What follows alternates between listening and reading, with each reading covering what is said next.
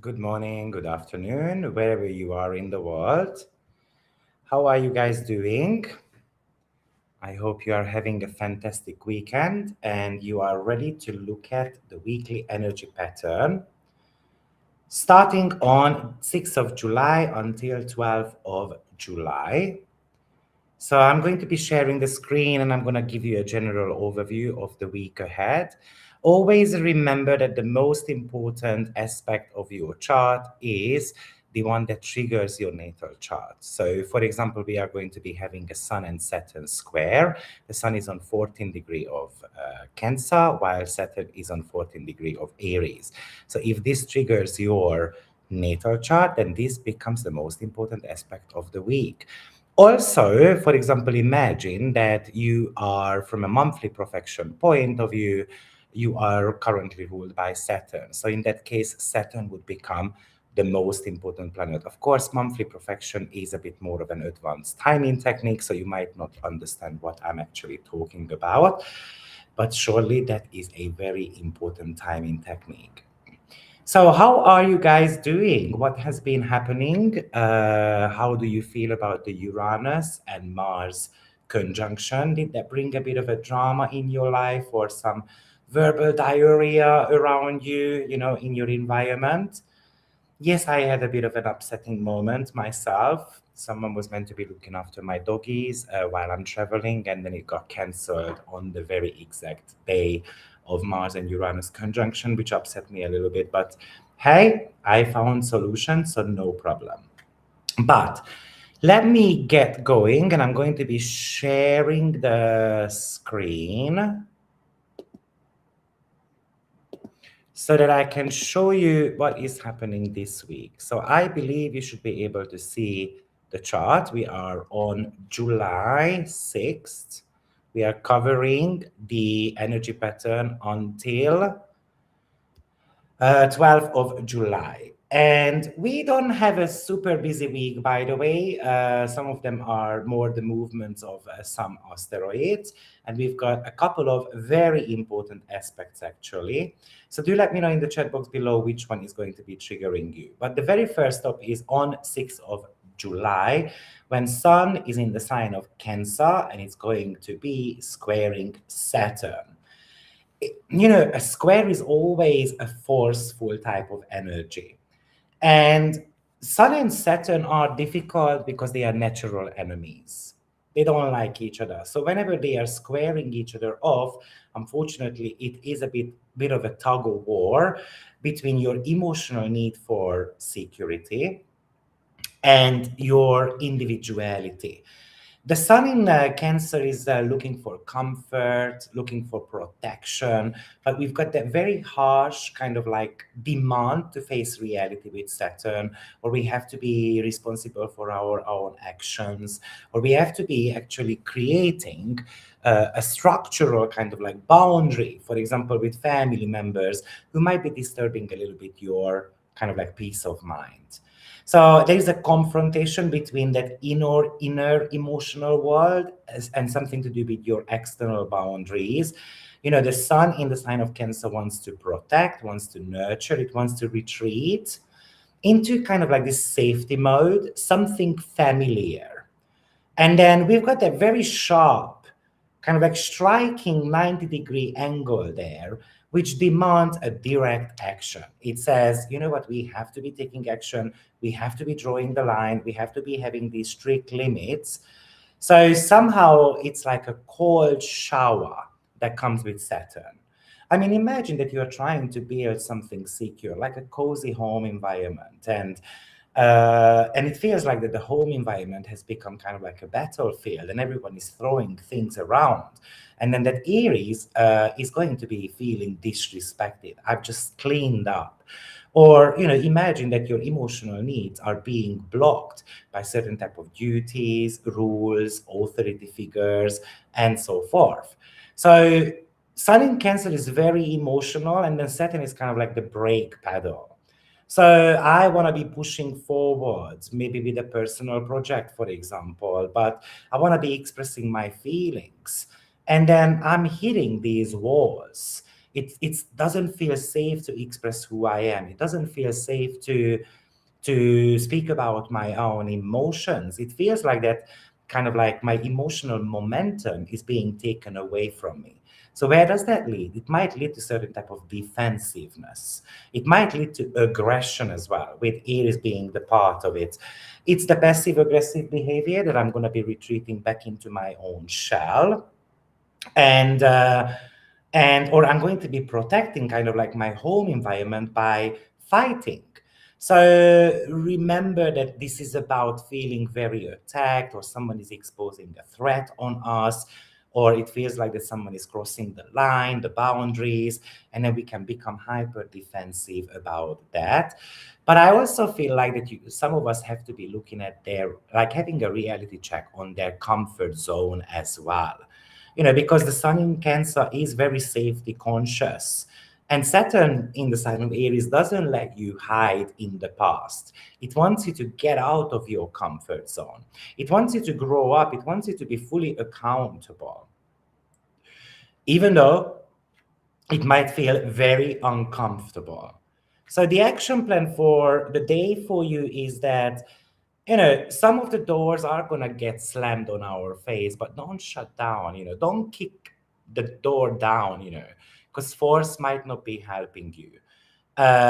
Saturn says pause for a second, look at, how we can remove that door, how we can remove that obstacle, and then how we can fix it. And I think it's also very important on this day that we separate our feelings from facts. Because when the Cancerian sun gets emotionally overwhelmed, it's like very easy to spiral into like everything is ruined in my life, and then we can give up. And so it's very important that what are, feelings are not facts, as they say. And just make sure that you create some mature boundaries as well. So that would be the very first aspect of the week. Unfortunately, we started the week with a little bit more of a difficult energy pattern. It doesn't mean, though, that we cannot utilize this in a very positive way, because this is also good to kind of clean up the house and put effort into fixing up anything that is actually leaking within the family dynamics. Good afternoon, good morning. I can see now people are joining up. So we are covering the weekly energy patterns, and then we have just gotten to the first day, which is Saturn and Sun square. But let me just grab the opportunity to announce that currently I have got a new course starting, and I'm super excited about it. It's a drawing psychoanalytical course. You are going to be drawing in the class, and we are going to be analyzing it. And it is such a powerful technique. It has never been taught, as far as I know, in English before. So hopefully within 24-hour course, I'm going to be able to give you such knowledge that allows you to be able to read your kids, people, clients. By the way, this technique was developed by medical doctors and psychologists.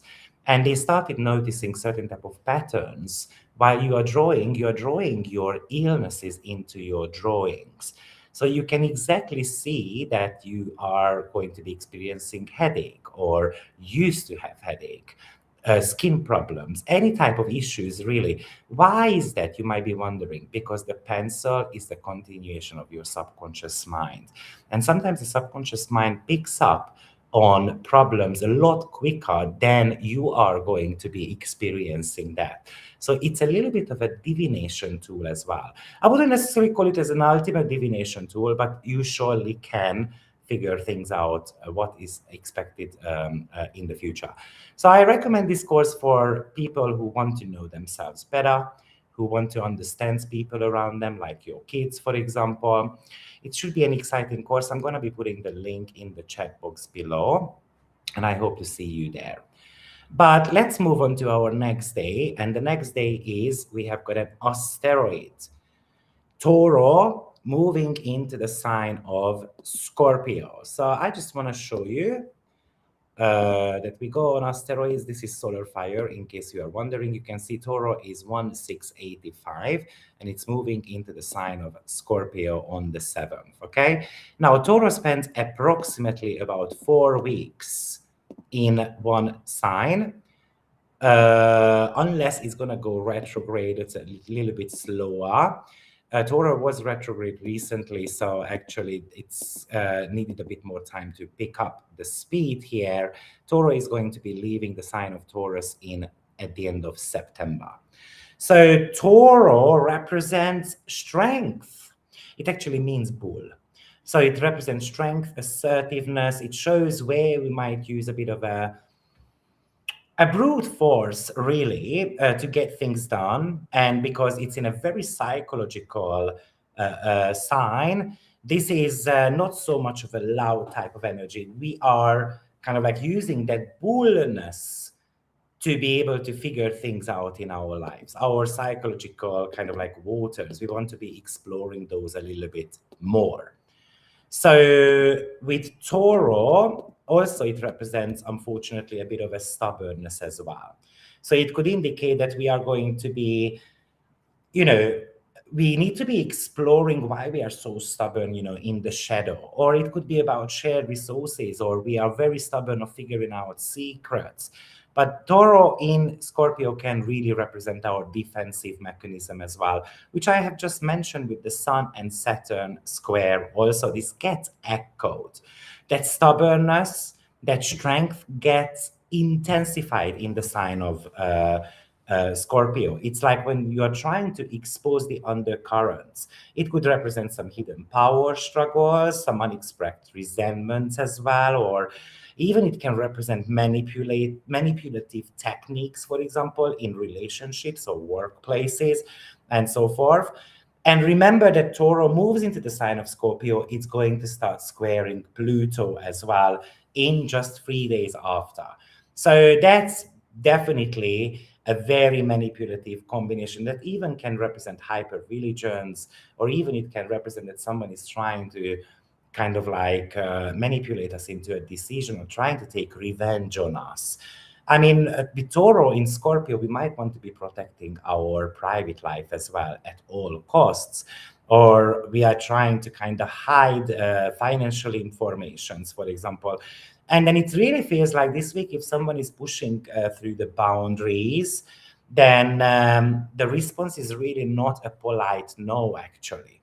It is more to do with, you know what, I cannot tolerate this anymore. Why am I not sharing the screen? Why did it stop sharing? For some reason, it stopped. Okay, guys, just to let me know if maybe I shouldn't be toggling between the screens, because anyway, I just wanted to show you the asteroids, but it looks like it gets a bit messed up. However, on a positive note, with Toro in the sign of Scorpio, that's psychological endurance as well. So if you have got any type of complex project, or you're doing some financial auditing, or you're doing just working with deep mysteries, this could really take you a lot further. Now, I can imagine that this is kind of like a period of time when someone is trying to hand you ultimatums, forcing you to make choice, right? Or someone is trying to intimidate you, trying to use a leverage against you. Toro in Scorpio would win, because this is about being restrained and then looking for opportunities to stab someone else in the back. If you are trying to hurt me, I can figure out the underlying motives of those. It's about reclaiming your own power as well, but super good for deep dive research also. On the 8th, we have got Phaeton entering the sign of Cancer, another asteroid.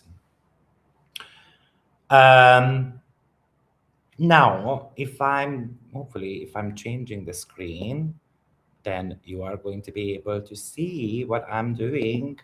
Hopefully, I'm still sharing, okay? Because I just wanted to show you Phaeton as well. Yes, I'm still sharing. So let's just find Phaeton. It's PH. It's starting with, here you go. Its astrological number is 3200. And then you can see it's on 29 degree Gemini. So it's shifting into that 12th house, right? So now you can see it. So if Phaeton enters the sign of Cancer, it's going to be happening on the 8th of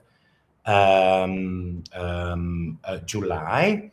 And Phaeton is the urge to rush. It's the desire to prove that we can handle kind of like being in the driving seat. He was the son of Apollo, and he really wanted to ride a chariot. And against all warnings, um, yeah, he was allowed to ride the chariot, and then he eventually died. That's the very story there. And then with being in the sign of Cancer, again, that's emotional security, family, belonging, the home environment, even it could represent your mood as well.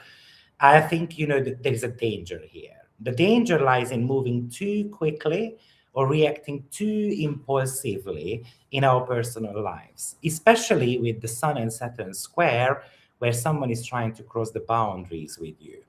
So, it's because Phaeton represents a crash in our chart. It somehow shows an emotional kind of burnout. It can feel like that I have tried everything to restore the peace, for example, at home. And then, you know what, nothing works. So it's kind of like we are collapsing at home and then crying, or maybe you are so tired, or you have to be juggling between many tasks, for example, domestic situations, but the emotional outcome is somehow not there. And maybe it's something to do with emotionally being validated. I think you might even feel like that I want to be working a little bit more with family issues, or I want to be protecting the loved ones, or I want to be securing my living situation, for example. But it surely shows certain type of overextension, because Phaeton was rushing, right? He really wanted to ride a chariot, but he was not trained for it yet. So when you are kind of like feeling that urge to say yes to your family members or any type of emotional demand around you, maybe this is when you're gonna have to slow down a little bit, because later on it can completely drain you. Because Phaeton didn't know how to slow down. So you might want to be pushing yourself through a certain type of exhaustion, and that is also leading to an emotional burnout. So remember the very first day that we covered with the Sun and Saturn square, where Sun in Cancer wants to rest, it wants to get nurtured a little bit. Saturn in the sign of Aries is attending very urgent, important events and situations. And this is where also that emotional burnout could be happening, because we are not allowing Phaeton, or we are not allowing the Sun to rest as much as we would like to. Really watch out with Phaeton, especially when it triggers something in your natal chart until the end of September. The changeover is around September 22nd on top of my head, because our reactions could be too fast. The emotional response could be too fast.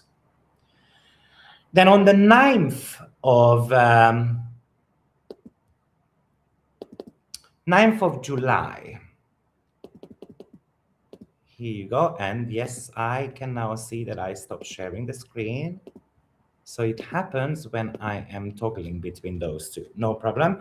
But Mars is in the sign of Gemini, and then it's making a trine to Juno retrograde.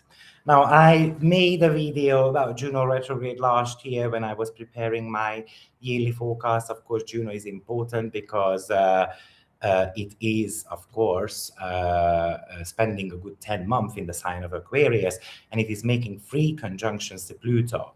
Currently, Juno is heading towards Pluto. So it means that Mars is reactivating the Juno and Pluto conjunction.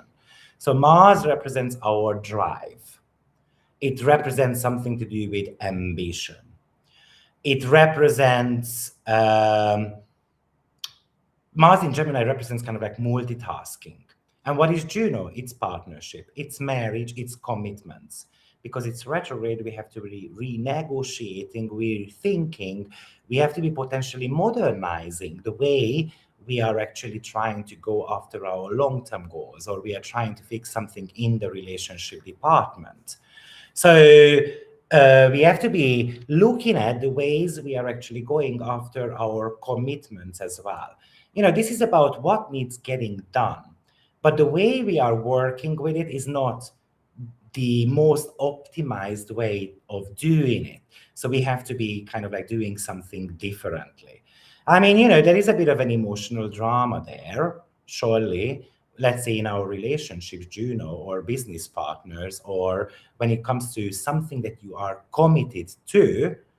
And this trine happens in a air sign. So it might bring in the topic of communications.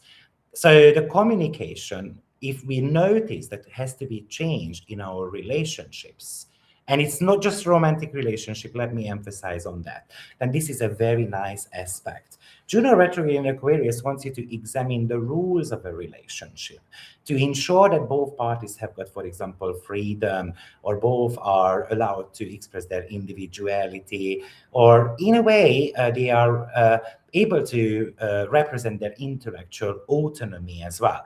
Therefore, they can say out loud what they think, right? So it feels like that this is type of a past conversations that you had before, and then now it's time to clear the air. With Mars, we cut something away because it's about severing something. So we are meant to be cutting something out of our relationship that previously didn't necessarily go down really well. Maybe it's a partnership and maybe it feels restrictive, or someone is demanding because Pluto and Juno are making a conjunction. Someone is manipulative, and I want to be able to stand up for myself, and I cannot tolerate that anymore. So it's an ideal window to talk about relationship issues with those people. Maybe because Juno can represent contractual agreements as well. So this could be a time to renegotiate certain type of terms and conditions of a partnership, of that commitment. And even it can tell you that you don't have to be fully like committed to something, like to get so fixated about something, because Pluto Juno conjunction is about getting fixated in a partnership, in a commitment, in a contractual agreement. And Mars is telling you that sometimes being too fixated about something is actually more of a drawback, rather than it's something that's going to take you forward. So let's rewrite the rules somehow so that it can fit better to the kind of like modernized world. And with this aspect, surely you can sit down with people, and then you can do a lot of brainstorming as well. Remember, Aquarius is about innovation, and Mars in Gemini is kind of like, yes, a bit of a scattered brain, but on top of that, it's like the wheel of that brain is spinning. So it can really kind of like bring in a lot of new ideas. So this aspect is about upgrading agreements. Keep it light but focused, okay? We don't have to get into a fight because we want a point to come across. Let's just be able to listen to other people's viewpoint as well. And it's kind of like two authors who sit down, and then we're going to outline the concept of that book. And I'm going to listen to you, you're going to listen to me, and then we're going to come up with the best course of action. Now, let's move a little bit forward. And I think after the Saturn-Sun square, this is going to be one of the most important aspects. And that's on the 10th of July. What happens is Chiron is in the sign of Taurus, and it makes a sextile to North Node. But Venus at the same time moved into the sign of Virgo, and it makes a conjunction to South Node. So if Venus makes a conjunction to South Node, it means it actually opposes the North Node. So there's a lot of cosmic sorting out happening here, right? It might be wanting us to look at our material attachment with that Venus and South Node, and realizing that we have become too materialistic. For example, in our relationship, and being too materialistic is preventing us from growth, preventing us to heal, for example, actually our finances. Why? Because Chiron is in the sign of Taurus. And maybe this is actually bringing in the perfectionist habits where I want to be so meticulous about everything, and I need to be able to let go of that. Maybe meticulous when it comes to finances or even our love life. It really feels like it's a crossroads. Whenever a planet is on the nodes, it becomes a bit of a crossroad. But unfortunately, because Venus is making a conjunction to the South Node, it feels like that we are a little bit focused on past relationships, or we are having to be pulled out of our past relationship shadows. So are you still living in the past? Are you still thinking that you are not lovable and you are not worthy and all those type of topics? Or are you still trying to fix the partner? Are you still trying to overanalyze, nitpick, or fix people and situations in your life because in a way you want to feel safe? And that's Chiron in the sign of Taurus. Venus is very important here. Why? Because Venus is the ruler of Chiron as well right now.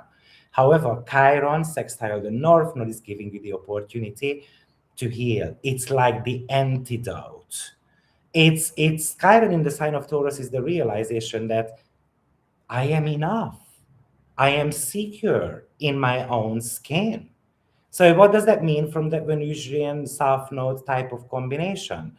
That I can walk away from hyper criticizing others or myself because I am enough. I am beautiful. I am the way I am. But healing doesn't come from healing doesn't come from flawless performance. That's somehow we're going to have to be able to learn this. This is the trap of the critique. Maybe you are ready to criticize your partner, or you are being criticized by someone, or you are looking at the financial status and then you are kind of like beating yourself up because you don't see any type of progress. So therefore, when Venus and the South Node are making a conjunction, anxiety is kind of roaring. Everything becomes in a microscopic type of focus. What is wrong there? And then you're looking at your finances and you're looking at your love life. You don't need to become the fixer in other people's life, because then you are leading towards more of a martyr role. So it's about stepping outside of codependent dynamics or tendencies as well. And it really feels like with Chiron in the sign of Taurus, this should talk to us about certain type of financial healing or breakthroughs, or even it could represent physical breakthroughs as well. You crack the code how to heal that physical body. I think the suggestion here is that you're just going to have to put down the kind of like that operating tools like those scalpels, and then trying to kind of slice things up into small bits and pieces because you really want to see what is wrong with that object, what is wrong with me, what is wrong with that person, what is wrong with my colleague. It's somehow that North Node is teaching you that acceptance is actually super important. On the same day, 10th of July, Moon goes out of bound, and it's going to be out of bound until 14th of July. And even though we are only covering until the 12th of July, but we have to be kind of talking about it. Moon goes out of bound some years every 2 weeks, okay? But it always goes out of bound in the same sign. So that's Gemini and Cancer, or Sagittarius and Capricorn. Usually it starts its out-of-bound journey in Gemini and it finishes its out-of-bound journey in Cancer or Sagittarius and Capricorn. When the moon is out of bound, it is approximately about 2 to 4 days, and it kind of goes 45 degrees in that out-of-bound motion. So it's very interesting, and it happens every kind of like 9 years. And then after 9-year period, it never goes out of bound for about 6 years. So it's a very interesting one. I made a webinar about this recently. But when the moon goes out of bound, it means that it exceeds the sun's ecliptic path. So it exceeds that 23.27 declination north or south. But don't mix that up, please, with the degree of the sun, okay? So the ones that you see on the screen, for example, here, has nothing to do with the declination, okay? So, because the moon is breaking rules now, it is breaking the rules when it comes to communication. So again, the moon goes out of bound, it's going to make a conjunction to Uranus and Mars. So it's a highly kind of volatile energy where you should be expecting certain type of verbal diarrhea. And if Uranus and Mars conjunction did not bring you anything, let's see what happens when Moon joins the club, okay? Because the June Moon is the public, for example. So we might be seeing a lot more demonstrations or emotional reactions of what being said and done, okay? So it's a bit of a mouthy Moon there, because it's out of bound. Out of bound energy is like making a conjunction to Uranus, and Uranus is there too. So it's really an off the grid type of speech, really. But interestingly enough, the out of bound period starts now on the very late degrees of Taurus, okay? But it's happening in mainly Gemini and Cancer. So I think the moon wants to teach us to kind of, again, do the boundaries. It's about building a bit of a fortress for you. Watch out for financial expenditures, because it's very easy to go on a shopping spree. We often want to just do the shopping with our moon because we want to feed our soul when something is missing in our lives. And that moon is becoming very rebellious. So dependent on the house positions in your chart, you might kind of like just start arguing, for example, with your boss or with your family members. So it highly depends on that particular part of your chart. And then on July 11th, Sun is making a conjunction to Mercury retrograde. So what does that mean? It means that Mercury is in the middle of its retrograde cycle. This conjunction is happening on, on 1920 degree. So what exactly is super interesting about it, that they are both bang on squaring Vesta and Pallas Athene. Both of them are retrograde in the sign of Aries. So I think this is the third most important aspect of the week. I made separately video about Vesta and Pallas Athene as well last year, because they are spending 9-10 months in the sign of Aries. So let's just break that down. So Sun and Mercury is in the mid-cycle of its retrograde. So it means that Mercury is in a Cazimi state, and that would talk to us about clarity. So 2 weeks ago, when Mercury went retrograde, on the 29th of June, maybe we had certain type of confusions. We had certain type of communicational breakdowns with family members and so forth. And then now we get to the midpoint of that cycle. So this could indicate clarifying conversations, for example, where I want to be revisiting a way of living life or the way of expressing emotions. This is a reset button in the mind, meaning that we start thinking differently about what went down in our lives 2 weeks ago, or even 11 months ago as well.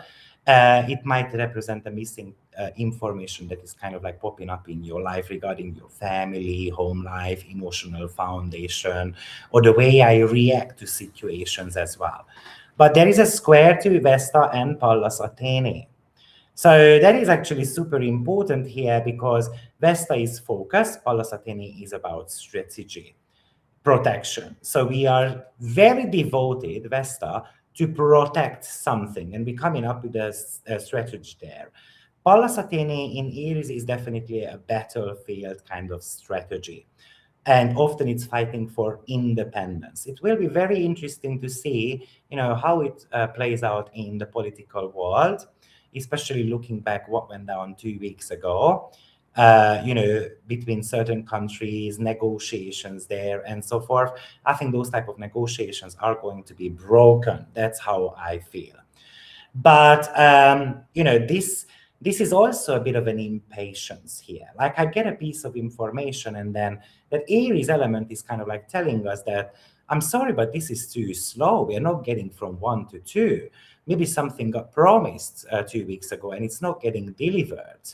So, you get these pieces of information about your emotional pattern, your family dynamics, but you don't allow the information to kind of marinate in your soul. You want to be kind of like get there and then confront someone about it. So there is that restless energy to it. The Cancerian part of our chart is about nurturing the mind. The sun is highlighting that the mind has become too sensitive, and or it represents our goals, our ultimate goals, which is emotional safety. But Vesta and Palasatini is the absolute devotion to our personal mission, to our solo project, and it disregards the needs of that family. So that's where the needs of that emotional foundation, the needs of the rest, really. So that's where that clashing energy is going to be coming up. And Palasatini just comes up with these independent plans. But it takes out the feeling element. It is super logical, it is super strategic. And then Sun and Mercury says, why are you not considering my feelings, please?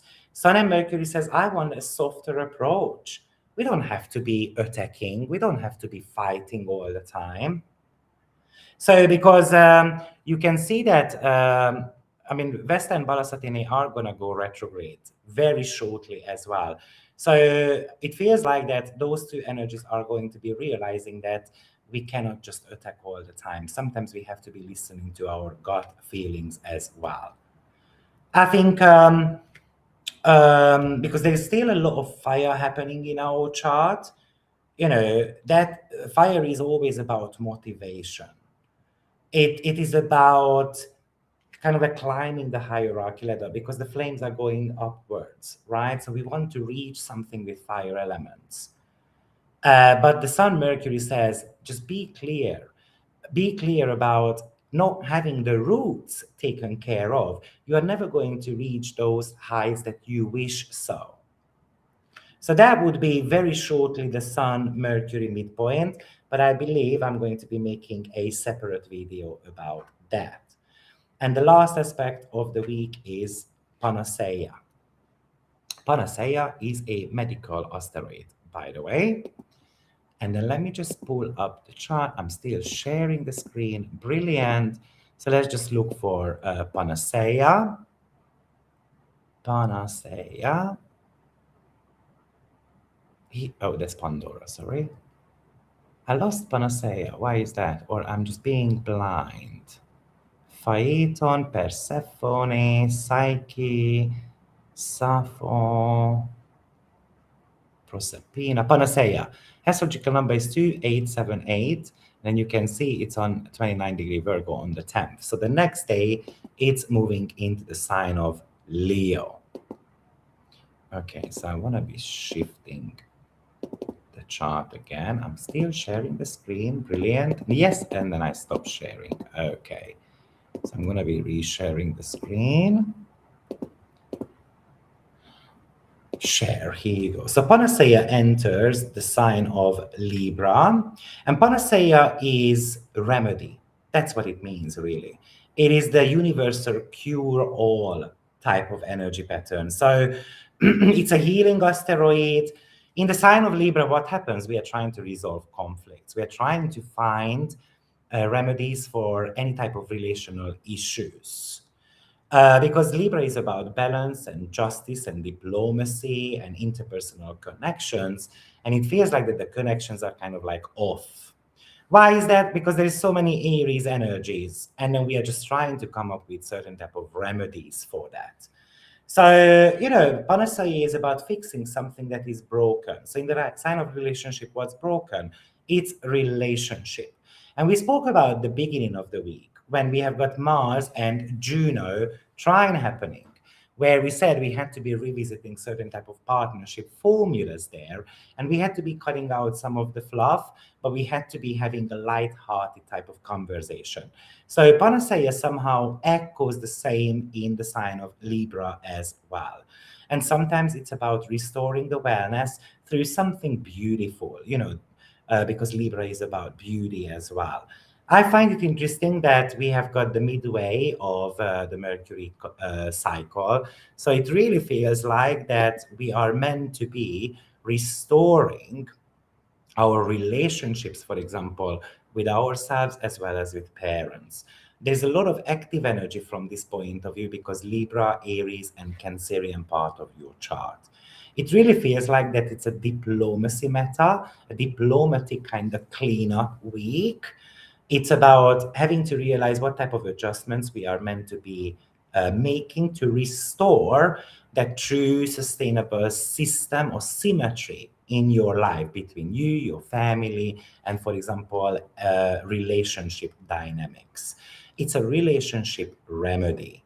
It's an aesthetic healing as well. So this could be brilliant to do a bit of a facial cleanse and so forth. So if you want, so pamper yourself. It feels like that Chiron is also talking to us about that.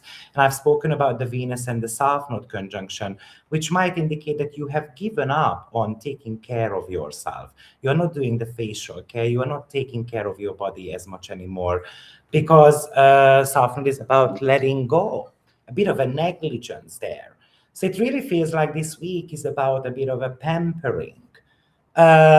But it's like also when you are, because Libra is kind of like, is about peace. And I'm trying to put this band-aid, on situations so that it can heal. You know what I mean by that? What I mean by that is that we are trying to fix something potentially that is not fixable at all. But even Libra represents parks. Typically parks that are, parks are kind of like, not natural. They are built. So Libra represents parks, something that is aesthetically beautiful. So the remedy could be, for example, walking in the park. It could be super easy. Libra is the sign of mediation. So the remedy is in mediation, the conversations that we are having. So that would be the very last aspect of the week. How do you guys see the week ahead? Does it look scary, or we think that it is looking pretty okay? I think it's, we have got three major configurations: the Sun, Saturn square, Venus on the South Node, and the Chiron North Node sextile. And of course, I think the Mars and Juno trine is also mega important. So thank you very much for watching. Do let me know if you have got any questions, but that's all I had kind of like time for today.